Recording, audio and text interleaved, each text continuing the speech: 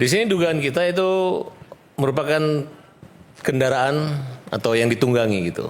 Kendaraannya mana nih, mobilnya atau? Kendaraan politik. Oke. Intervensi tokoh besar, tokoh politik, yang dimana tujuannya adalah untuk menyerang Pak Prabowo dan pemerintahan Pak Prabowo. Maksudnya ada unsur partai di sini? Ya menurut saya ini adalah Tio ini sebenarnya hanya sebagai alat, sedangkan penulis-penulis puisinya ini adalah orang-orang di belakang. Dengan ketidakmampuan atau keawaman dia tentang hukum, dia berani aja nekat anak ini.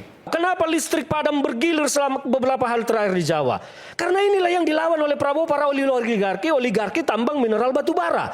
Mereka memaksa pemerintah untuk menaikkan harga batu bara jualnya ke PLN. Sementara batu bara ini milik negara, milik kalian rakyat. Pak Mahfud dan Rocky Gerung untuk juga ikut diperiksa. terlapor juga, ikut diperiksa karena beliau memfasilitasi dan menikmati tentang dugaan pelanggaran ini. Di mana menikmati pelanggaran ini? Karena Pak Mahfud MD melalui akunnya mengupload video Tio itu. Kita telah memenangkan gaji. Saya lihat ada kucing yang skabies, gemuk sekali badannya, tapi kepalanya itu dihinggapi jamur skabies yang membuat dia jadi nggak bisa melihat. Saya kasih nama kucing itu. Astagfirullahaladzim. Ya Allah, Tio Arianto, saya tidak pernah berkata kasar seperti kamu dan saya belum pernah dengar orang berkata kasar seperti kamu terhadap kepala negara. Kamu mengatakan Prabowo itu luar biasa, kamu na'udzubillah min zalik. Kritik pemerintah oke. Kita mengkitakan, jangan mengkaukan. Tapi kerta ini udah kelewatan, bukan kritik lagi, bukan menghina kepala negara.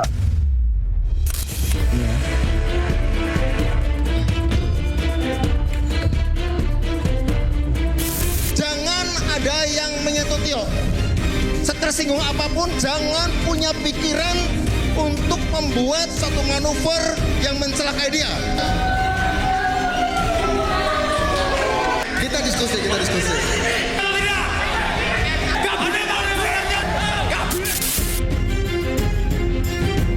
Silahkan kalian menyampaikan kritik, saran ya terhadap siapapun, tidak terkecuali terhadap presiden, terhadap pemerintah.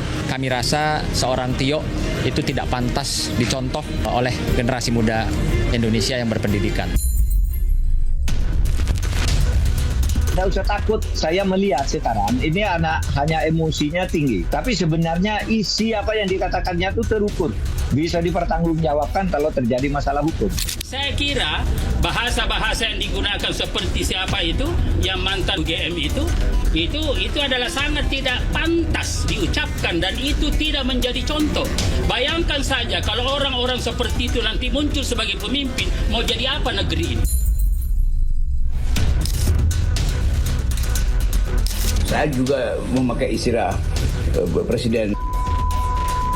Apapun yang diucapkan di dalam pikiran saya itu adalah keunikan dari kebudayaan mahasiswa itu, bahwa terlalu lancang oke, dan kelancangan itu kan bukan karena dendam personal.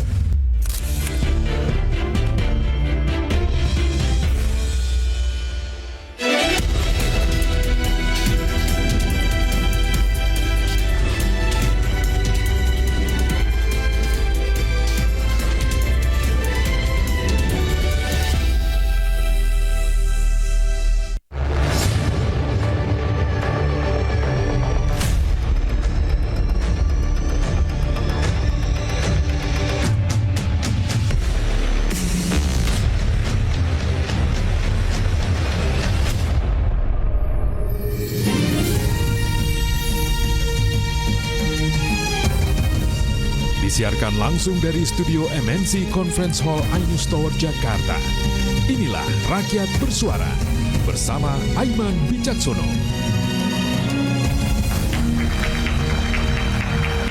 Sejumlah warga dan lembaga melaporkan Tio Ardianto, mantan Ketua Badan Eksekutif Mahasiswa UGM, ke polisi.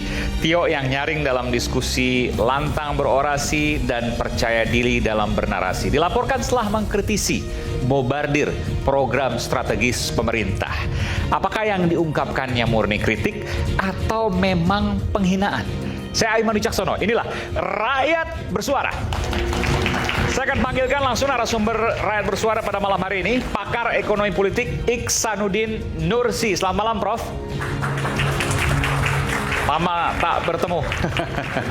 Silakan, Prof. Terima kasih. Kemudian pengacara Garda Prabowo Bung Ferdinand Hutahayan. Ini saya nggak salah lihat nih, Garda Prabowo tapi dari PDI Perjuangan, betul ya? Jadi gimana, coba ceritakan dulu. Garda Prabowo tapi dari PDI Perjuangan, udah koalisi atau gimana? Kita kan lawyer profesional. Oke. Jadi nggak ada kaitan sama partai di sini ya? Oh, beda. Tapi Anda masih anggota partai PDI Sampai Perjuangan? saat ini saya masih memiliki KTA PDIP. Oke. Tapi saya juga memiliki kartu anggota advokat. Jadi di sini saya sebagai advokat. Oke, baik. Kita berikan tangan untuk Bung Ferdinand Hutahayan. Akademisi, praktisi hukum, juga aktivis HAM, Mbak Asfinawati. Mbak Asfi. Saya panggil Mbak Asfi atau Mbak Vina nih? Bebas. Oke, silakan Mbak Asfi. Kemudian praktisi hukum sekaligus pelapor terhadap Tio Ardianto, Bung Farhad Abbas. Selamat malam, Bung Farhad. Ini luar biasa pengacara kita ini. Silakan, Bung Farhad. Direktur Eksekutif Lingkar Madani, Bung Ray Rangkuti, sedang dalam perjalanan. Pengamat politik, Bung Boni Hargen. Selamat malam, Bung Boni.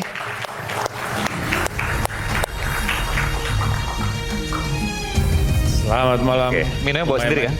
Minum selalu bawa sendiri beliau. Oke. Aktivis dan juga praktisi hukum, Bung Iqbal Ramadan. Apa kabar, Bung Iqbal? Lama tak berjumpa. Kemudian juga Ketua Departemen Hukum dan HAM Garda Prabowo, Bung Amri Piliang. Selamat malam. Ditemani oleh Bung Firdaus kali ini ya. Baik, saya kan tanya dulu sebelum soal kasus hukum ini saya tanya. Sebelum kasus ini merebak, ada ramai soal Tio dipinjami mobil oleh Purnawirawan Jenderal yang bernama Letjen Setio Sularso, yang merupakan besan dari Jenderal TNI Purnawirawan Andika Perkasa. Betul ya? Ya, betul. Bung Farhad, Anda mulai bahwa ini kan arahnya jadi, oh Tio dipinjami mobil sama sosok yang dekat dengan PDI Perjuangan. Seolah-olah itu kalau nggak salah BEM Bersatu yang bicara itu ya. Saya lupa, ada BEM Bersatu menyampaikan konferensi pers, tapi kita undang, memang mereka tidak merespons undangan kita. Tapi saya tanya, ini kan seolah-olah kemudian mengatakan bahwa Tio, ada PDI Perjuangan di balik Tio. Silakan. Ya, di sini dugaan kita itu merupakan kendaraan atau yang ditunggangi gitu. Kendaraan yang mana nih, mobilnya atau kendaraan politik? Oke. Intervensi tokoh besar, tokoh politik yang dimana tujuannya adalah untuk menyerang Pak Prabowo dan pemerintahan Pak Prabowo. Maksudnya ada unsur partai di sini? Bukan. Tadi kan saya mau kaitkan dengan kendaraan. Ternyata selidik, kendaraan yang Bapak katakan tadi punya Pak Setio Sularso itu memang benar dengan atas nama Eni Nureni, adiknya.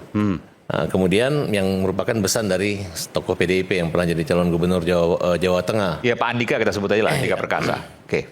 Ya, artinya fasilitas yang digunakan harusnya kan ketika dia merasa terancam, ada penyerangan, mungkin dia bisa melaporkan LPSK, perlindungan. Tapi memang dilindungi oleh orang-orang yang betul-betul melakukan suatu perlawanan. Dapat dibuktikan dengan kehadiran Pak Setio di Bandung waktu dialog kebangsaan gitu. Yang memang satu catatan, bahwa ketika mereka menyerang, tapi berubah pada hari ini. Orang-orang yang hadir dalam dialog kebangsaan tersebut sudah memuji-muji Pak Prabowo. Siapa itu misalnya? Ya, Refli Harun, kemudian Tifa. Oh, ini kaitan ke ijazah nih. Ya, kaitan ijazahnya kan. Jadi ketika mereka mendapatkan hal seperti itu, memang mereka bersama, bersekutu untuk menjatuhkan dengan, ya menurut saya ini adalah Tio ini sebenarnya hanya sebagai alat, sedangkan penulis-penulis puisinya ini adalah orang-orang di belakang. Dengan ketidakmampuan atau keawaman dia tentang hukum, dia berani aja nekat anak ini. Nah, sedangkan kami dari tim Garda Prabowo, LBH-nya, tetap melakukan satu pengaduan masyarakat. Ya memang kalau dikaitkan dengan pasal... Sebelum pengaduan dulu, saya mau tuntaskan sini dulu. Ini jangan sampai kemudian jadi fitnah. Apakah benar atau tidak itu perlu diklarifikasi. Karena sampai sekarang masih abu-abu. Bahwa ada sosok besar, tokoh politik yang terkait dengan peminjaman mobil Tio. Yang bisa kemudian nanti akan berkembang, jangan-jangan Tio dibiayai atau kemudian diberikan dukungan, sokongan oleh partai politik tertentu. Ya kalau dilihat dari pernyataan dia di mobil tersebut ada alat pelacak gitu ya, yang belum tentu kita tahu kebenaran siapa yang menyimpan alat tersebut gitu. Mereka menggunakan dia sebagai playing victim, seolah-olah dia adalah tokoh yang sangat dibenci, anti karena menyindir atau mengkritik pemerintah. Nah, disinilah menurut kita ya banyak tanggapan daripada masyarakat bahwa sanksi moral, sanksi sosial itu mulai berjalan gitu. Bahwa di negara ketimuran yang penuh beradab ini tidak layak, tidak pantas dengan kalimat-kalimat seperti itu. Apalagi dari awal Bapak katakan bahwa ini kritik atau fitnah atau ujaran kebencian gitu. Oke, saya tanya ke Bung Fernandi kalau gitu. Sekarang saya tanya sebagai anggota PDI Perjuangan ya. Ya, nggak apa-apa. Nanti kita bicara soal hukumnya. Ini soalnya ini nggak abu-abu. Jadi kemudian saya belum mendengar ada bantahan soal itu, tapi kemudian bergulir terus oleh BEM Bersatu yang kemudian konferensi pers. Saya persilakan. Ya, isu itu kan sudah rame terus ya, disampaikan pertama sekali oleh adik-adik kita dari BEM Bersatu. Tapi setahu saya Jubir PD Perjuangan Saudara Guntur Romli sudah menyampaikan bantahan di banyak media bahwa Tio itu tidak ada kaitan dengan PD Perjuangan.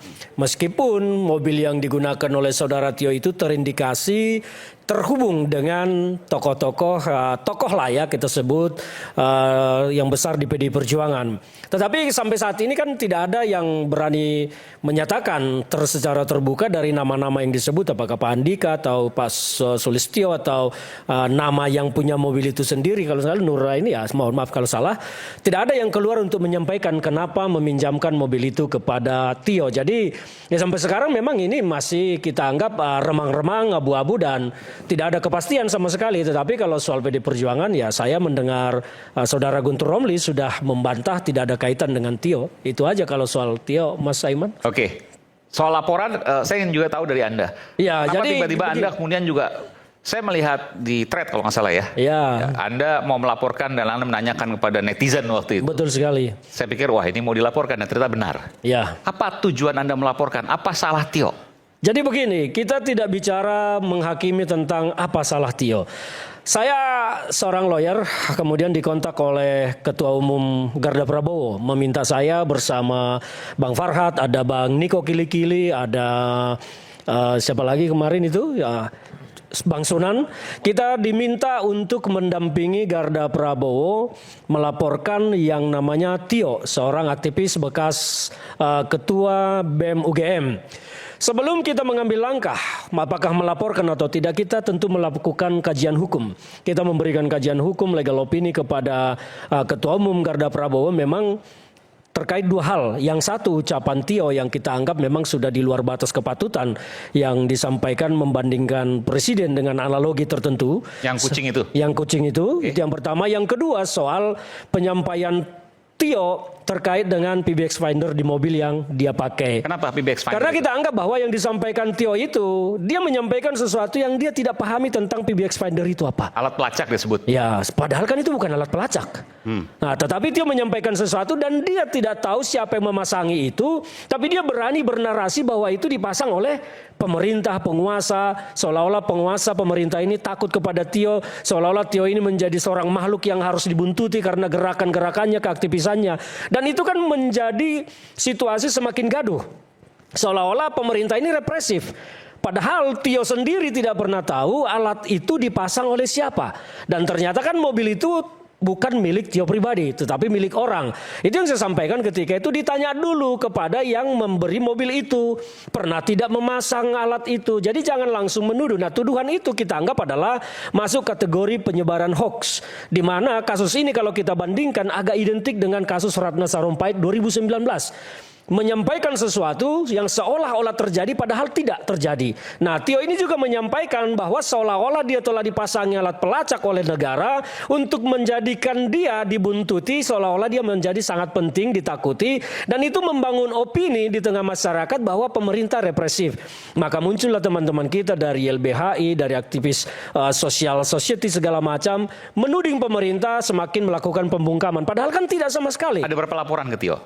Yang kita sampaikan itu akhirnya setelah kita melakukan kajian hukum, kita memutuskan tidak membuka laporan polisi, tetapi mengajukan DUMAS, pengaduan masyarakat. Kenapa kita melakukan DUMAS?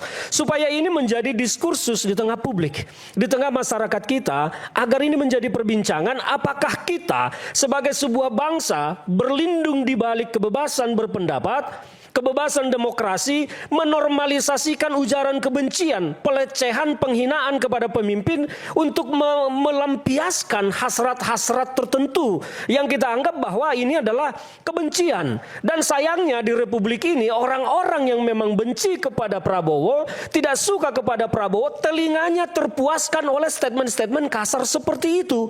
Ini yang mau kita jaga supaya masyarakat kita di Republik ini menjadi diskusi.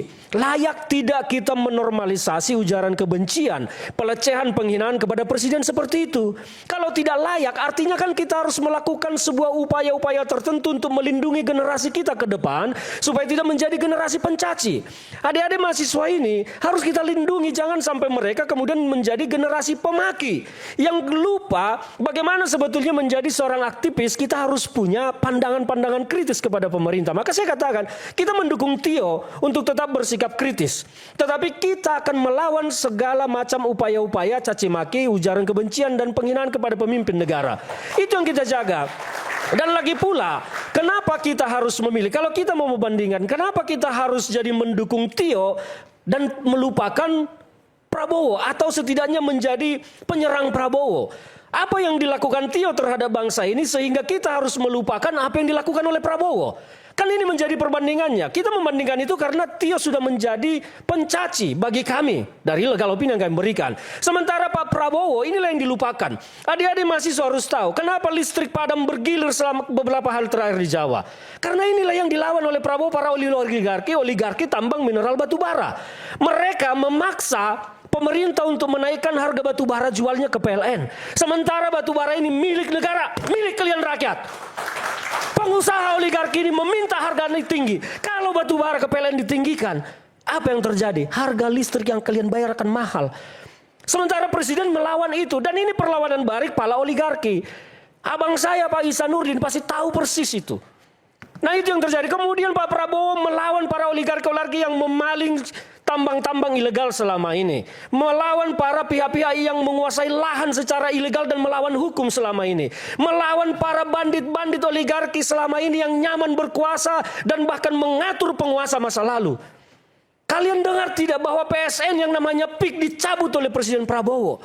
Masa kita tidak mendukung presiden kayak begini dan malah mendongkel presiden berupaya menciptakan kegaduhan bagi presiden? Ferdinand, itu pidato. Sebentar, saya selesaikan Bang Rey. Sampaikan di PDI Perjuangan. Saya selesaikan nanti. Saya tidak ada hubungannya di sini. Pidato yang layak Bang Rey, disampaikan di internal saya PDI tidak ada Perjuangan. hubungannya dengan PDI Perjuangan berdiri di sini. Bang Rey diam dulu, tenang. Nanti punya giliran bicara. Itu yang saya sampaikan. Siapa yang harus kita pilih, harus kita dukung dalam hal ini. Ketika Anda juga bergerak menggoyang pemerintah ini, siapa yang diuntungkan? Oligarki itu akan kembali berkuasa mengatur pemerintah. Apakah Anda mau itu terjadi? Sementara presiden mau memangkas kekuasaan mereka, bahkan penegak hukum kita pun selama ini takluk di tangan oligarki ini. Ketika negara mau dibawa ke arah benar, kenapa kita tidak mendukung? Ini pertaruhan besar. Ketika pertaruhan besar ini dimenangkan, maka Indonesia itu akan menjadi negara yang hebat. Bukan negara yang seperti sekarang, kemarin di penguasa masa lalu terseok-seok, rakyat hanya diberikan bansos yang murah, tapi oligarki berkuasa sepenuhnya. Kemana larinya kekayaan sumber daya mineral kita? Anda tahu APBN kita itu 80% dari pajak. Kemana kekayaan hasil bumi kita semua? Dimaling oleh mereka semua. Nah ini sekarang yang mau dilawan oleh Prabowo. Nah inilah yang saya heran. Mengapa Tio menjadi garda terdepan, menyerang segala macam kebijakan yang belum tentu salah. MBG, kita akui, saya pun orang pertama yang selalu mengkritik MBG. Saya mengatakan model pelaksanaan MBG dengan menempatkan SPPG ini saya tidak setuju. Dari dulu saya menyampaikan, bahkan ke presiden lewat ajudannya saya sampaikan, metodologi pelaksanaan MBG ini harus melalui menggunakan komite sekolah. Tidak perlu SPPG. Tapi kritik saya tidak diterima, ya saya mau apa? Saya sebagai warga negara sudah menyampaikan usul. Jadi kalau mau mengkritik itu, mari kita kritik yang benar. Janganlah caci maki seperti itu kita biarkan terjadi, dan karena kita tidak suka kepada Prabowo, telinga kita terpuaskan, hati kita merasa terwakili. Ini yang tidak baik. Maka itulah kenapa kami mengajukan Dumas supaya ini menjadi diskursus bagi publik. Haruskah kita menormalisasi ujaran kebencian, berlindung di balik kebebasan berpendapat, berlindung di balik kata demokrasi, dan membiarkan caci maki itu menjadi konsumsi publik setiap hari? Analogi yang digunakan oleh Tio memang tidak bisa dipidana. Karena itu sebuah analogi yang Tio sudah membungkus di awal, ini tidak terkait dengan siapapun. Padahal monyet pun tahu Tio itu arahnya bicara kemana, jangankan manusia. Monyet pun tahu Tio itu bicaranya kemana. Tapi dibungkus dengan kalimat bahwa ini tidak terkait dengan siapapun, kalau ada kesamaan itu tidak sengaja. Jangan kita biarkan hal-hal seperti ini menjadi kebiasaan di tengah bangsa kita. Lu bayangin kalau semua anak-anak mahasiswa ini nanti menggunakan analogi yang sama kepada orang tua sahabatnya yang dia musuhi. Saya ketemu bapaknya si Anu, namanya si ini, saya kasih dia si Ono. Apa yang terjadi dengan bangsa ini? Kemonlah kalian para aktivis sosial itu. Jangan legalkan, jangan normalisasi kejahatan seperti ini. Ini merusak bangsa, merusak generasi muda kita. Saya tidak mau anak saya seperti itu. Tidak mau saya jadi generasi pencaci. Saya mau kita ini generasi yang berpikir terhadap bangsa. Kita melihat begini, Prabowo ini sekarang kalau mau jujur, bandingkanlah apa yang dilakukan Prabowo. Danantara juga dulu saya kritik, ternyata Danantara sekarang mulai berhasil dan terlihat bahwa hasil yang dilaporkan terjadi peningkatan laba BUMN.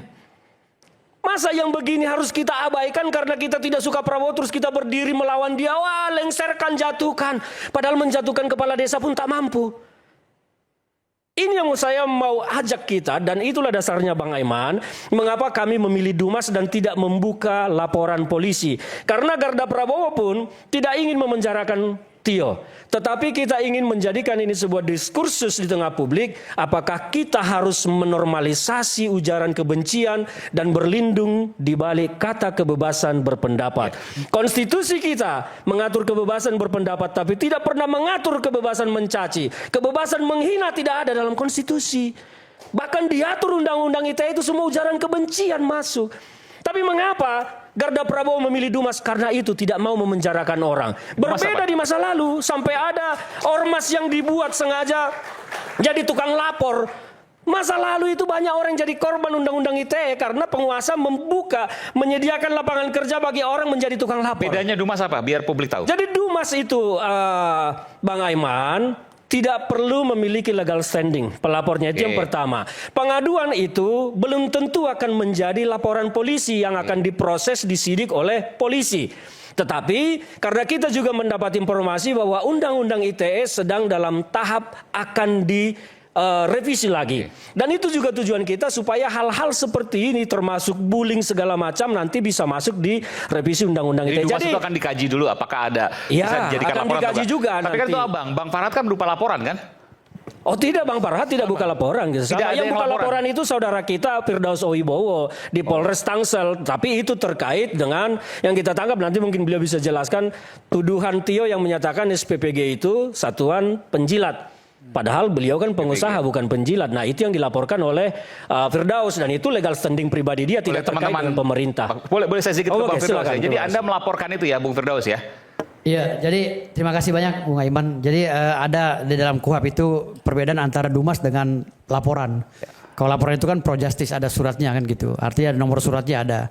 Jadi karena ini delik aduan absolut dan kami adalah orang yang langsung fitnah dan dihina oleh Tio ya, diduga difitnah oleh Tio, makanya kami lapor kemarin. Anda difitnah oleh Tio? Ya, karena kami pengusaha SPPG, kami adalah mitra dari SPPG. Oh, klien Anda? Ya, saya pemilik dapur SPPG. Anda pemilik SPPG? Ya, pemilik yayasan ya. SPPG di mana? Di Tangerang. Tangerang? Ya, di Tangerang. Di kota Tangerang? Ya, di Kabupaten Tangerang. Kabupaten Tangerang. Ya. Punya berapa SPPG?